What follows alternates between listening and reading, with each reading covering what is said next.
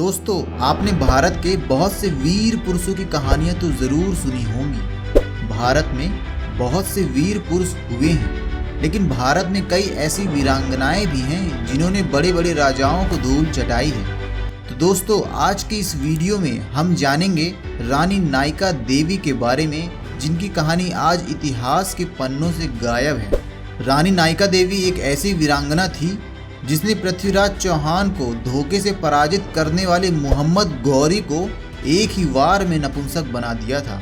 दोस्तों, रानी नायका देवी एक महान वीरांगना थी जिनका इतिहास भारतीय इतिहास के पन्नों में लिखा जाना चाहिए था, लेकिन दोहरी मानसिकता से ग्रसित इतिहासकारों ने रानी नायका देवी के बारे में कुछ भी नहीं लिखा।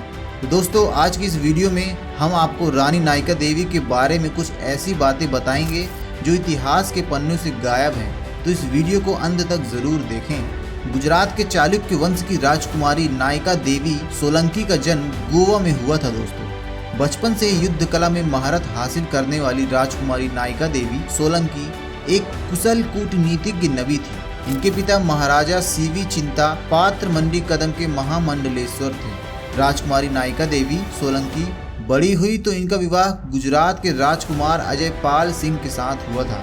अजयपाल गुजरात के महाराजा महिपाल के पुत्र थे। दोस्तों, बात है सन 1175 की। अजयपाल सिंह की हत्या उनके ही अंगरक्षक ने धोखे से कर दी थी। महाराजा अजयपाल सिंह का कार्यकाल 4 वर्षों का रहा था। महाराजा अजयपाल सिंह सोलंकी की मृत्यु के पश्चात अहिलवाड़ा यानी कि गुजरात की कमान नायका देवी सोलंकी के हाथ में आ गई थी, क्योंकि इस समय उनका पुत्र आयु में बहुत छोटा था। अजयपाल सिंह सोलंकी और रानी नायका देवी सोलंकी के 2 पुत्र थे, जिनमें बड़े बेटे का नाम मूलराज द्वितीय और छोटे पुत्र का नाम भीमदेव द्वितीय था। गुजरात राज्य के लिए यह संकट का समय था, क्योंकि कई विदेशी आक्रांताओं की नज़र इस राज्य पर थी। अजयपाल सिंह की मृत्यु के पश्चात कई दुश्मन तीसरी नज़रों से इस राज्य की ओर देख रहे थे।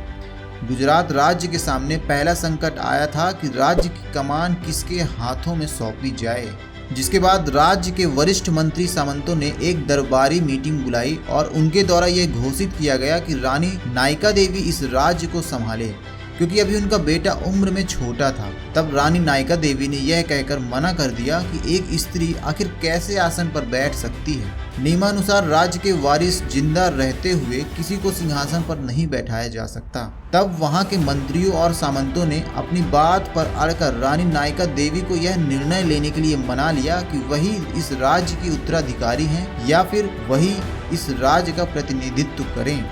तब रानी नायका देवी ने अपने पुत्र मूल राज्य का प्रतिनिधि बनकर उनका मार्गदर्शन करने के लिए तैयार हो गईं और इस तरह से उन्होंने राज्य की कमान को संभाला। उस समय महाराजा मूलराज द्वितीय के राजा बनने के पश्चात कुछ समय तक गुजरात राज्य में सब कुछ शांतिपूर्ण रहने लगा था, लेकिन धीरे धीरे चारों तरफ से दुश्मनों की नज़र इस राज्य पर पड़ने लगी। उन्होंने धन दौलत लूटने के इरादे से अपनी तैयारियां शुरू कर दी थी। गुप्तचरों के माध्यम से रानी नायका देवी को सूचना प्राप्त हुई कि किसी भी समय विदेशी आक्रांता राज्य पर आक्रमण कर सकते हैं। मोहम्मद गौरी, जो कि तुर्की का लुटेरा था, वो हफ्सी और आक्रांता था, यानी आतंक फैलाना उसका पेशा था।